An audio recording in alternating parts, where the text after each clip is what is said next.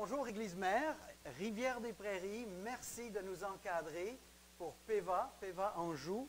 Nous voici aujourd'hui, comme à quelques reprises, pour vous faire rapport de la grâce de Dieu dans notre petit groupe, petit troupeau, Espère en Dieu. Et je me réjouis de votre prière, votre soutien à Rivière-des-Prairies. Nous avons comme thème aujourd'hui les trois mots qui sont surbrillés derrière moi ici. Ouvrier avec Dieu. On va le regarder en détail dans un instant, mais j'aimerais simplement dire que dans notre famille, Amélie, notre belle-fille, a perdu sa mère récemment et on était hier donc au funérail, au service mémorial. 150 personnes, c'était dans le centre communautaire de Saint-Grégoire et ça a été très bien. Jean et Maureen Desmarais, les parents d'Amélie, qui a marié Timothée, notre fils. Alors, Jean est maintenant veuf, et quand je suis entré dans la salle, on a salué quelques personnes. Ensuite, j'ai vu Jean, et je suis allé vers lui, et j'ai juste dit, Jean, je suis marié 50 ans, je ne peux pas comprendre ce que tu vis. Il dit, oui, je ne pourrai plus la serrer. Puis là, quand il a dit serrer, on s'est comme tous les deux spontanément serrés dans les bras, puis commencé à pleurer à chaudes larmes. C'est pas comme moi. Je ne me rappelle pas la dernière fois que j'ai pleuré, mais ce n'est pas à mon honneur, en tout cas. On a pleuré à sanglots. Je ne pouvais pas comprendre ce qu'il vivait, mais d'être dans ses bras, prier pour lui. Et le plus important n'est pas l'émotion.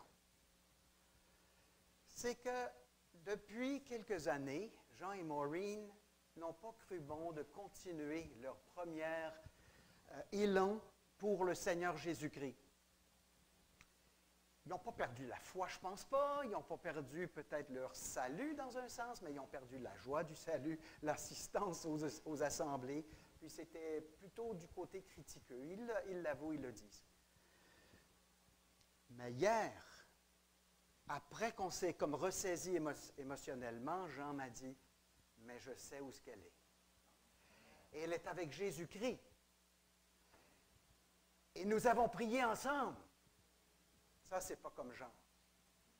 Ça, c'est un travail du Saint-Esprit dans le cœur de Jean. Et on a su par Amélie et Timothée que dans ces derniers mois, depuis que ça s'est déclaré, le cancer au poumon, je pense, Maureen elle-même a fait un vœu exprimé de retourner vers le Seigneur Jésus-Christ. Et elle s'est endormie en paix, elle savait où elle allait. Et c'est des dizaines d'années loin du Seigneur, mais de revenir, c'est malheureux qu'il faille entendre le glas de la dernière heure là, par le médecin te dire tes mois sont comptés. C'est venu plus vite que prévu même. Mais je bénis Dieu aujourd'hui. Et dans la même famille des Desmarais, il y a Simon qui a marié Élise. Alors, c'est ça, Élise Desmarais. Et Simon est le pasteur à votre église là-bas à Québec. Fait que, gloire à Dieu pour votre présence, que Dieu vous bénisse et votre assemblée.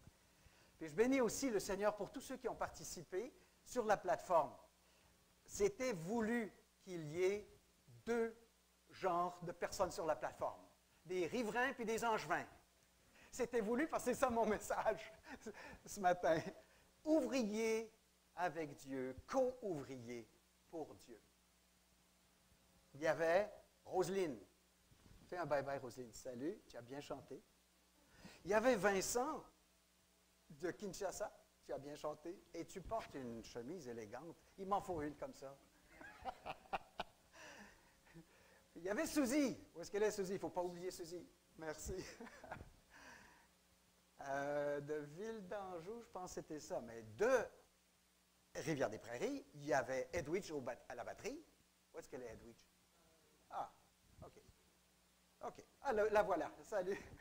On y a joué des tours parce que les chants choisis avaient des envolées où on tenait la note. Puis ça, c'est dur de garder le rythme.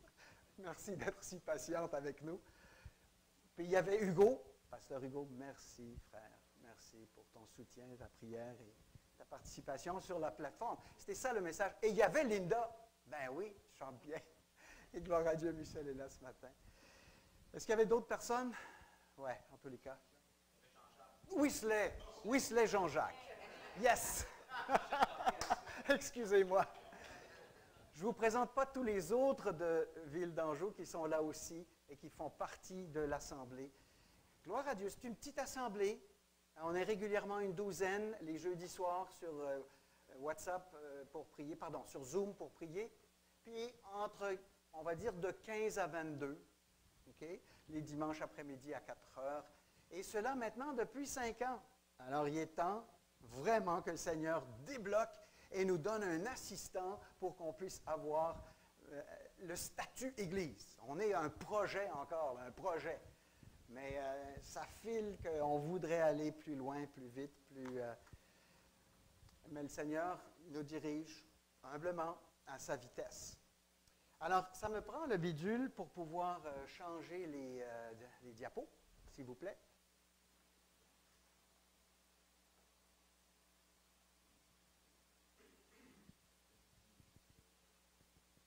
Il manque peut-être une batterie. Ah, il est là. OK, merci. Puis pour aller de l'avant, ici et là. OK, je pèse juste là. OK, c'est bon.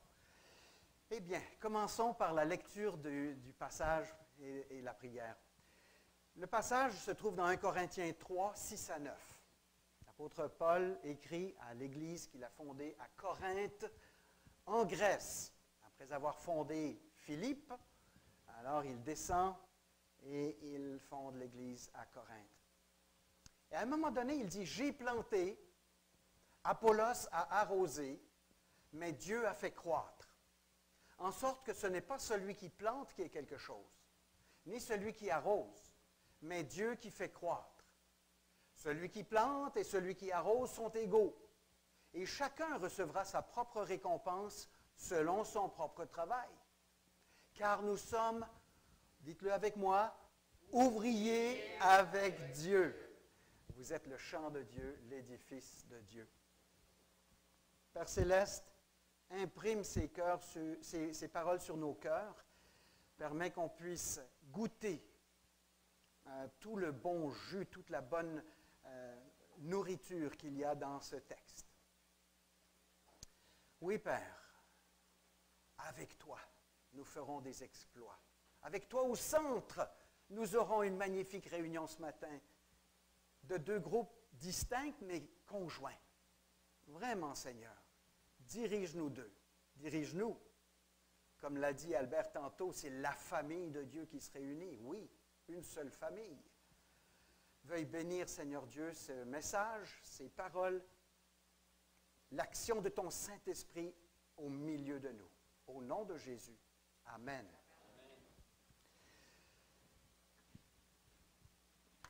Je vais mettre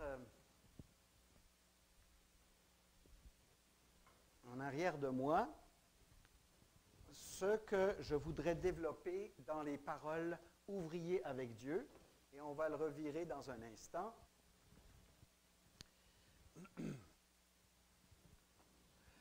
Pourquoi est-ce qu'on parle ce matin? Pourquoi est-ce qu'on parle de « ouvrier avec Dieu »? Pourquoi est-ce que Paul met un accent sur « ouvrier » et en fait c'est « co-ouvrier » qui n'est pas français, mais on va le prendre pour une compréhension entre nous. Vous comprenez, co-ouvrier. Et c'est ça que le texte dit littéralement, co-ouvrier avec Dieu. Pourquoi? Pourquoi c'est important ce thème-là? Parce qu'il y a des signes de désunion. Il y a des factions. Il y a des partis. Il y a de la partisanerie. En politique, c'est l'étoffe de la politique. Il faut des partis, des partisans. Puis on est partisan, puis on est convaincu, puis on veut aller de l'avant à confondre l'autre parti, puis ça peut même s'envenimer. Mais dans l'Église, pas de parti. Pas de chicane, de clocher, de paroisse. Mais qu'est-ce qui se passait? Paul lui-même écrit dans son premier chapitre que je veux dire que chacun de vous parle ainsi. Oh, c'est grave. Chacun dans l'Assemblée de Corinthe parlait d'un des 4 partis. Il y avait 4 factions. Je veux dire que chacun de vous parle ainsi. Moi, je suis de Paul. Ah, ils sont loyaux au fondateur. Moi, je suis d'Apollos, le jeune loup, celui qui connaît bien la culture hellénique et la culture hébraïque, celui qui peut confondre les Juifs. Avant de pouvoir les confondre, il a dû être lui-même enseigné par Priscilla et Aquilas, parce qu'il connaissait seulement le baptême de Jean. Il a dû comme croître dans sa doctrine lui-même, mais un coup qui était bien seté, il connaissait assez la doctrine et il parlait peut-être même plus éloquemment que Paul. Ah, ça peut être à ce moment-là un wedge, ça peut être une division à ce moment-là. Moi, je suis d'Apollos, parce que lui, il fait des sermons en 3 points avec des conclusions puis de la rhétorique. D'autres disaient non, moi je suis de Pierre, Céphas. L'apôtre Pierre, c'est celui que Jésus a choisi, puis Albert a lu tantôt comment les clés lui ont été données. Oh! Alors, il y avait un parti dans l'Église qui était de Pierre. Puis les plus spirituels, ils disaient non, moi je suis de Jésus-Christ seulement. Il y avait toutes sortes de factions, et les unes meilleures que les autres. C'est pas que ces hommes-là, et l'homme-dieu à la fin, c'est pas qu'eux avaient des chicanes entre eux. Paul dit, je m'entends bien avec Apollos, à un moment donné, il dit, ben, je voulais qu'il y ait là, mais décidément, il ne voulait pas y aller. Mais c'est correct, il y avait chacun son point de vue, mais il n'y avait pas de faction entre eux. C'est que les gens dans l'Église avaient chacun son héros, puis ils attachaient le wagon à telle locomotive. Et Paul dit, c'est pas comme ça. Ça ne doit pas se faire comme ça dans l'Église ou dans les églises. Moi, je suis de, je ne sais pas, John MacArthur, ou moi, je suis de... Alors, on peut avoir des théologies bien rangées, bien rodées, bien recherchées, et on peut pourvoir des arguments pourquoi l'autre théologie n'est peut-être pas la meilleure, pas de problème. Mais toujours garder que ce n'est pas une faction, ce n'est pas un parti, ce n'est pas une dénigration de l'autre, pas de jalouserie, de partisanerie. Donc, il y a un premier ennemi qui est celui-là. Je vais peut-être tasser ça pour pouvoir circuler un peu plus librement.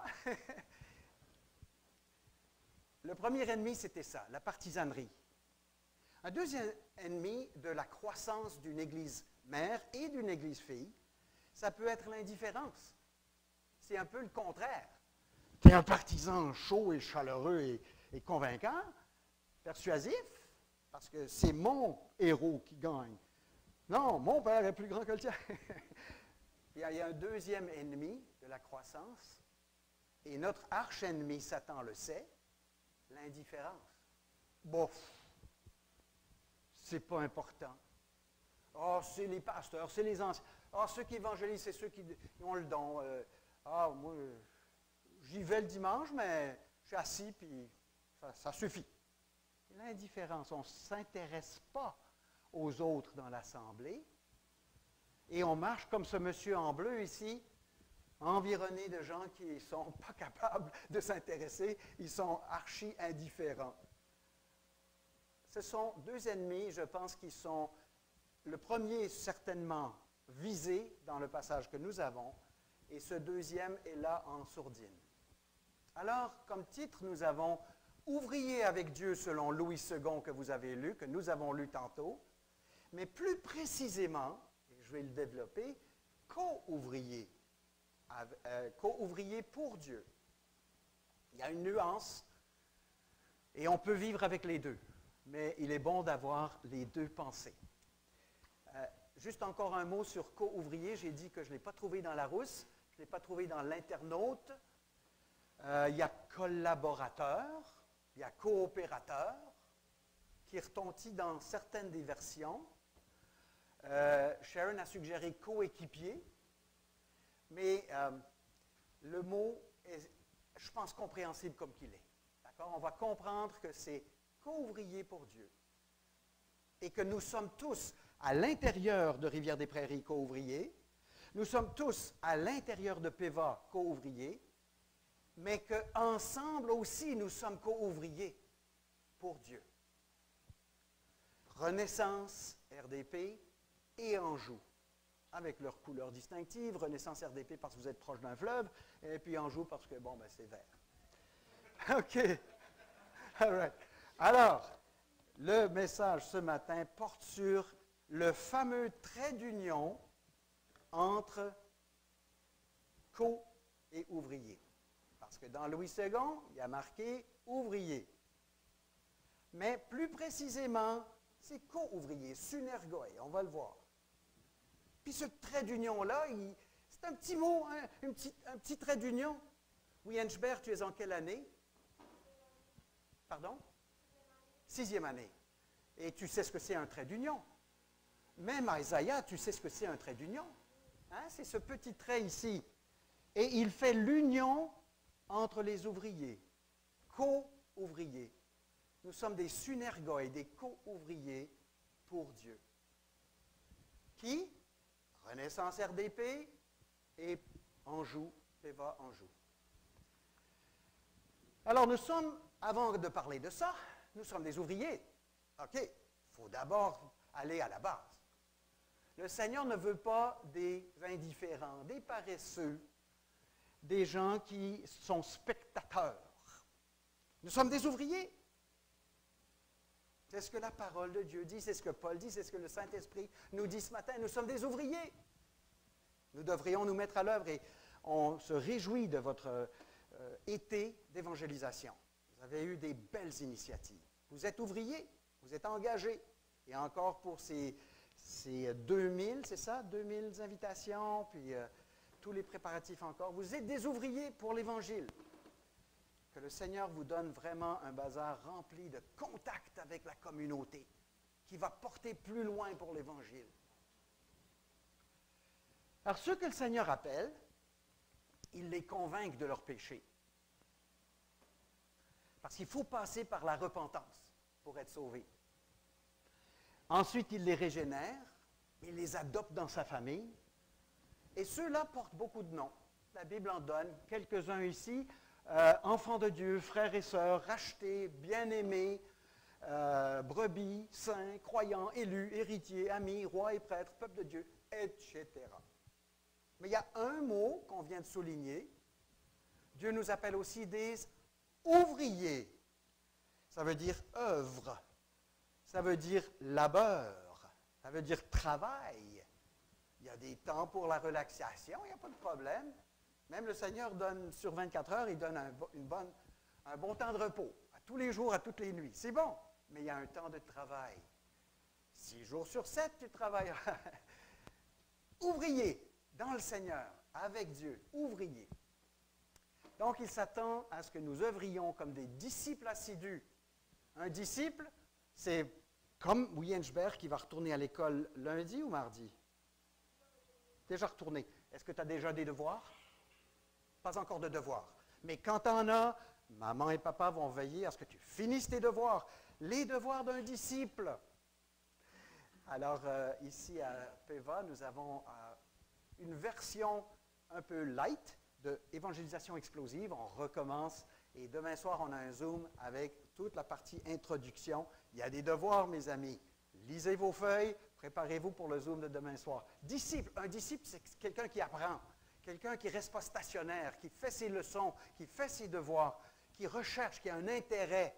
Je ne veux pas en rester au même point où je suis. Il veut qu'on soit des témoins fidèles. Un témoin, il dit ce qu'il a vu, il dit ce qu'il a entendu, il parle. Il ne reste pas bouche fermée. On saisit les occasions. J'étais en train de tondre le gazon devant la maison Péva, et puis il y a un premier qui est passé, il s'appelle Pouchon. Je pense qu'il est haïtien, des dreads. Il y avait un casque, il fumait sa cigarette. Ah, c'est quoi votre salle, là? Est-ce qu'elle est à louer? Ben, c'est une salle, regarde, c'est une salle où on fait des réunions évangéliques. Oh, je connais les religions, je connais tous. Ah oui, est-ce que tu connais Jésus-Christ? Oh, ça c'est ce que tu crois. Puis il est parti. Bon. Un autre est passé, mais celui-là, il s'appelle, que je ne l'oublie pas, Gédéon.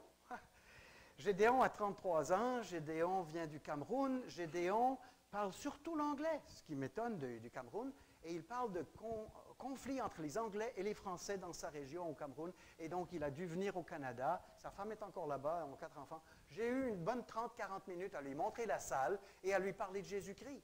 Il faut saisir toutes les occasions, même quand on est en train de passer la tondeuse. Et Gédéon avait besoin d'une Bible. J'ai donné une Bible, Gédéon. Et je lui ai donné rendez-vous. Et on est supposé de se revoir. Eh bien, saisir toutes les occasions d'être bon disciple, d'être un bon témoin, d'être un serviteur qui met en valeur les talents reçus. Je n'ai pas besoin de vous prêcher un message sur les talents. Vous savez combien le maître s'attend à ce qu'il a investi en vous, les talents qu'il vous a donnés, il veut que vous les fassiez valoir. Et un membre engagé du corps de Christ, qu'est-ce que c'est pour Eddie? Il ne peut pas se servir de son épaule. Tout à l'heure, je vais vous montrer une photo de lui quand il était en pleine forme. Il avait 2 marteaux dans la main, puis il venait de descendre une cheminée à la maison Péva. Mais maintenant, il ne peut pas se servir d'un membre. Son épaule, il ne pourrait même pas la bouger, je pense, je ne sais pas. Mais un membre qui est fatigué, malade ou inutile ou qu'on ne se sert pas, ce n'est pas un bon membre. Il faut que le membre du corps de Christ soit engagé. Ça nous parle. Et des faiseurs de disciples actifs, comme Jésus nous l'a dit. Donc, nous sommes des ouvriers. Soyons pas faibles, lâches, tout le temps en vacances du Seigneur. Mais retournons vers la Bible, retournons vers la prière, retournons vers les réunions, soyons actifs. Mais le texte nous dit que nous ne sommes pas juste des ouvriers, nous sommes des ouvriers avec Dieu, dans le bon vieux Louis II. Et c'est aussi le cas de Colombe et Second 21. Tout ce qui est second, ils ont pris ouvrier avec Dieu. Donc, c'est un premier sens. Pas de problème avec ouvrier avec Dieu. Ça peut être vrai. La seule question, c'est de savoir, est-ce que c'est ça que Paul veut enseigner dans notre passage? Que nous sommes ouvriers avec Dieu, qu'il est notre collaborateur, et que ensemble, nous et Dieu, on va solidifier RDP et on va lancer Anjou. Avec Dieu. Est-ce que c'est ça le message que Paul veut nous enseigner dans notre passage? Ça peut être légitime, parce que dans Marc 16, 19, on voit 3 choses. On voit le Seigneur qui est enlevé au ciel. Prochaine phrase, on voit les apôtres qui annoncent la parole. Troisième phrase, on voit que c'est Jésus qui travaillait avec eux, même racine. Alors c'est très légitime de dire, nous travaillons avec Dieu et Dieu travaille avec nous. Pas de problème, ouvrier avec Dieu. Mais quel est le sens ici? Les traductions hésitent.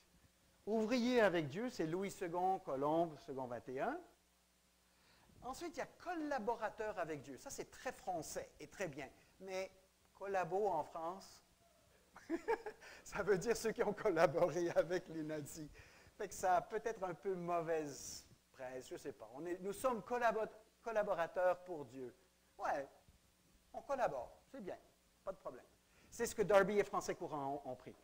J'aime bien celle de Sommer, Parole de vie et Tob. Nous travaillons ensemble au service de Dieu. Ça, c'est le vrai sens, je crois, de ce que Paul dit. Et littéralement, allons dans le grec, nous sommes les synergoi theou. Synergoi theou. Si vous êtes friand des caractères grecs, les voilà. Sigma, upsilon, nun, etc. Nous sommes les quoi? Les synergoi. Syn, ça veut dire avec, ce qui donne sympathique, synchronisé. Tout ce qui est S-Y-N, ça vient de syn, avec. Et ergoi, les ouvriers. Un ergos, 2 ergoi, les ouvriers. Les co-ouvriers, le plus littéralement possible, c'est nous sommes co-ouvriers de Dieu, ce qui veut dire appartenant à Dieu aussi. Ça peut vouloir dire avec Dieu, donc nous travaillons avec Dieu, ça peut vouloir dire ça, mais plus strictement, je crois que nous sommes les co-ouvriers entre nous, appartenant à Dieu, travaillant pour Dieu. Donc, nous sommes ouvriers ensemble au service de Dieu. Je pense que c'est là le sens de ce qu'on voit dans ces 3 mots. Le sens co-ouvrier pour Dieu convient mieux dans le contexte. Regardez bien. Dans les versets 6 et 7, Paul ne met pas l'accent sur le travail avec Dieu, mais plutôt sur l'écart entre le rôle modeste d'un Apollos qui arrose, d'un Paul qui a planté, mais Dieu qui fait croître. Et il le dit 2 fois. C'est pour ça que je l'ai surbrillé.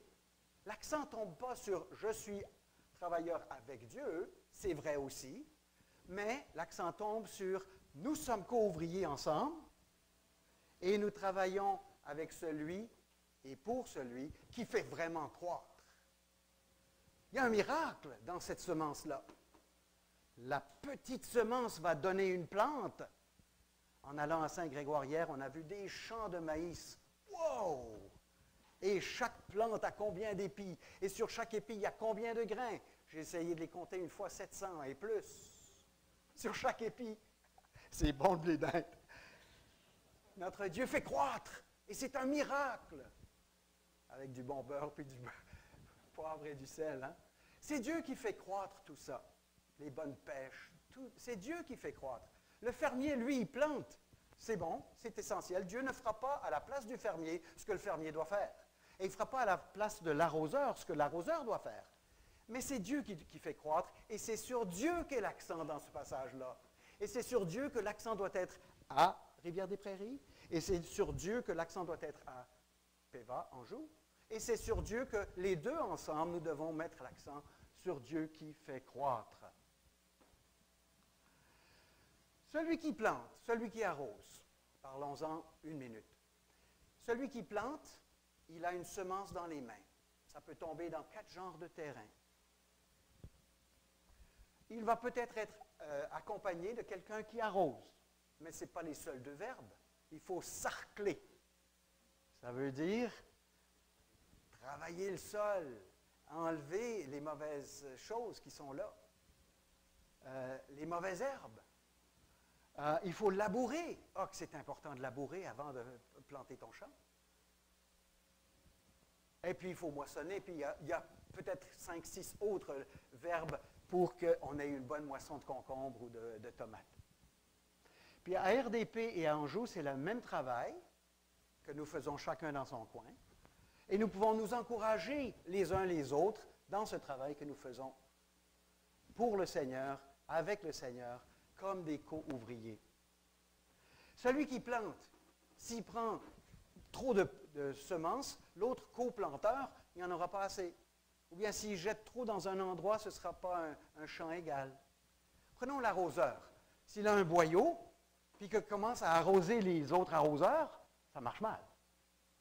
Il est supposé d'arroser le champ, right? Fait que c'est pour ça que nous sommes co-ouvriers d'une façon complémentaire, d'une façon harmonieuse. Et le contexte aussi nous dit dans le verset 8 qu'il y a une égalité entre les différents ouvriers. Fait qu'il n'y a pas à se pavaner, se mettre de l'avant. Vraiment, c'est une égalité. Selon le travail qu'on fait, il y aura une récompense. Celui qui plante beaucoup, moissonnera beaucoup, etc.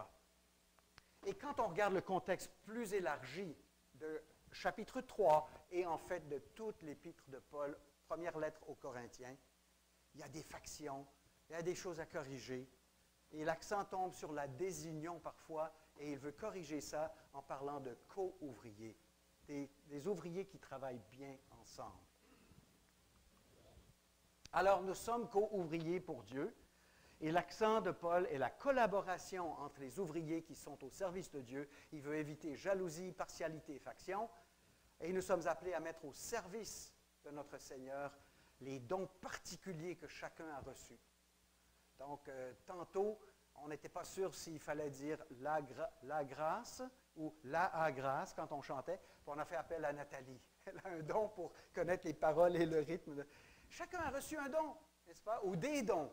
Et ils sont tous différents. Chacun reçoit de la part du Saint-Esprit au moins un don. Et on est appelé à les mettre en valeur d'une façon égale, complémentaire, harmonieuse.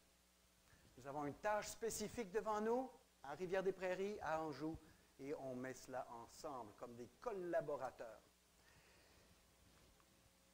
Donc, nous sommes Renaissance RDP et PEVA, co-ouvriers pour Dieu. Et c'est une image d'un champ, et ce champ pour RDP, c'est RDP, qui est déjà, avec RDP et Pointe-aux-Trembles, 140 000 personnes. Il y a de l'ouvrage. Mais RDP, petit RDP, accepte d'élargir le regard vers l'arrondissement prochain à Ville d'Anjou. 45 000 personnes qui ne connaissent pas leur droite de leur gauche spirituellement et qui ont besoin d'avoir une église évangélique multiculturelle. Alors, nous sommes appelés à travailler ensemble, frères et sœurs, nous sommes appelés à être intéressés, chacun à son œuvre, à mettre en valeur les forces particulières que le Seigneur nous a données pour cette œuvre à RDP, pour cette œuvre à Anjou. Et ça demande de nos deux groupes de mettre au service nos dons et talents et dans la mesure proportionnelle, raisonnable, de le faire ensemble, comme nous pouvons, comme nous avons fait ce matin. Cette collaboration, on le voit depuis 5 ans. Et je vous montre ici ce qu'on avait comme dessin au tout début. Anjou voudrait essaimer, voudrait aller de l'avant. Dans quelle direction aller? Eh bien, on prend un arrondissement où il n'y a pas d'église évangélique multiculturelle. Et puis, on décide, oui, il y a Anjou, il y a Montréal-Nord, il y a Saint-Léonard, il y a l'Église de l'Est, mais Anjou n'a pas d'église évangélique multiculturelle. Alors, on dit, OK, Seigneur, dirige-nous là. Tu es un Dieu qui a une stratégie urbaine. Parle, car j'ai un peuple nombreux dans cette ville. OK, Dieu envoie Paul aux grandes villes d'abord. Il a une stratégie. Nous aimerions que cette ville ait une église viable. Et en 2017, il y a 5 ans, le projet pour évangélisation de Ville d'Anjou est partagé aux frères et sœurs de cette église qui l'accueillent et qui prient. Et puis à Noël, on a notre première fête PEVA chez Fabrice et Erline Mathéus, rue des Ormeaux, à Ville d'Anjou. Et vous reconnaîtrez sans doute ce beau couple ici. Je ne pense pas qu'ils sont là ce matin. Donc, Daniel et Dieu v'là jeudi, qui étaient avec nous. Eux qui ont vécu à Ville d'Anjou pendant 15 ans au moins et qui ont à cœur l'œuvre là-bas, qui viennent nous aider souvent pour diriger la prière à Ville d'Anjou. Et puis, en 2018, on a fait un lavoton. Et qui nous aide à laver? Ah, ben c'est des gens de Rivière-des-Prairies. Ah, ben oui, je les reconnais. Puis, dans le début de l'après-midi, on a fait le lavoto et une épluchette. Puis l'après-midi au soir, ben, c'était le temps pour aller à Ville d'Anjou. Et il y a eu une distribution d'effets scolaires et un concert jeunesse avec l'équipe de JBEC. Avec l'arrivée de Pasteur Hugo Étier, Renaissance RDP et PEVA ont continué à œuvrer ensemble, à avoir cette vision, à lancer cette initiative. Gloire à Dieu pour le conseil de RDP qui a écouté, soutenu, endossé et pris officiellement ce projet. De nouveau, en 2019, on a participé ensemble à un concert à Anjou avec distribution de vêtements. Une initiative de Église Renaissance de RDP.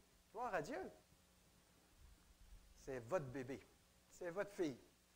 En 2021, nous sommes de nouveau des co-ouvriers pour Dieu avec un autre concert. Vous voyez tous ces beaux jeunes hommes et peut-être qu'il y a une fille là-dedans. Oui, une couple de filles. Et puis, ils portent tous des beaux t-shirts verts. Ah, je vois Jean-Roch et Rolande. Et d'autres encore de... Ah, Suzette est là. Ben oui, gloire à Dieu. Ah, Daniel est ici. Donc, c'est preuve qu'on peut travailler ensemble. Michel m'a dit de ne pas dire le mot « on doit travailler ensemble ». Il n'y a pas personne qui aime le mot « on doit ». Non, ce n'est pas « on doit ». Le Seigneur nous met à cœur. Nous sommes des co-ouvriers. Nous travaillons ensemble. Le Saint-Esprit nous lie. Gloire à Dieu. Et à notre tour, on était heureux de participer avec vous pour votre 30e anniversaire. Wow! Quelle belle occasion! Ça se fête. Alors ensemble, nous avons servi le Seigneur à travers un temps difficile. Ces 2 dernières années ont été très difficiles. On parle pas beaucoup, mais il y a quelques mois, là, on était encore sous des lockdowns, des masques. En tous les cas, Heureusement, nous avons maintenant un temps où on peut commencer à parler à nos voisins de Jésus-Christ. Et à travers tout ce temps-là, on a travaillé ensemble. Je ne prendrai pas le temps de voir ceux qui sont dans les deux groupes ensemble, mais c'est le sujet co-ouvrier avec Dieu.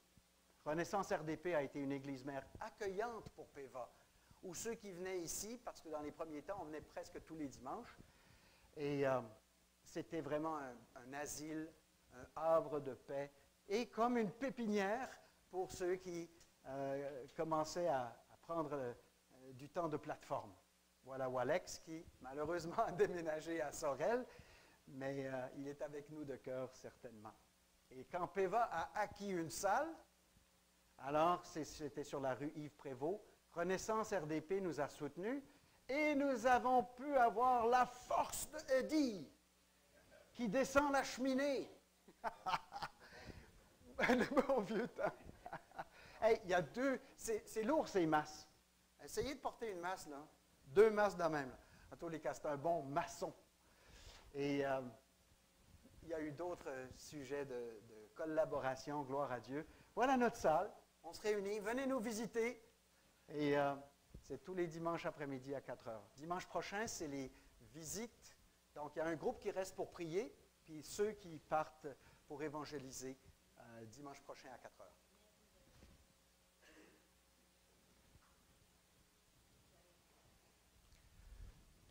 Merci Sharon. Merci Ginette. Je faisais la bouffe pour les ouvriers. En haut, dans l'appartement où Ginette habite. La maison PEVA, c'est vraiment l'appartement de Ginette et la salle en bas.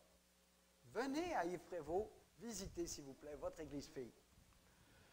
Quelle joie pour tous ceux de Renaissance RDP et de PEVA qui ont participé, prié, contribué. On a eu notre première réunion dans la nouvelle salle en mars 2022.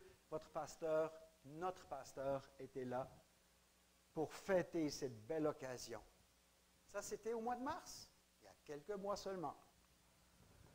Un des plus beaux moments est venu à Pâques, quand PEVA et RDP ont conjointement célébré 5 baptêmes.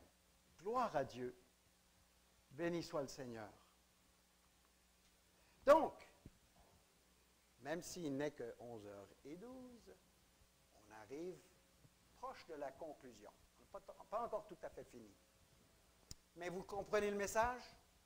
Renaissance RDP et PEVA Anjou, co-ouvriers pour Dieu.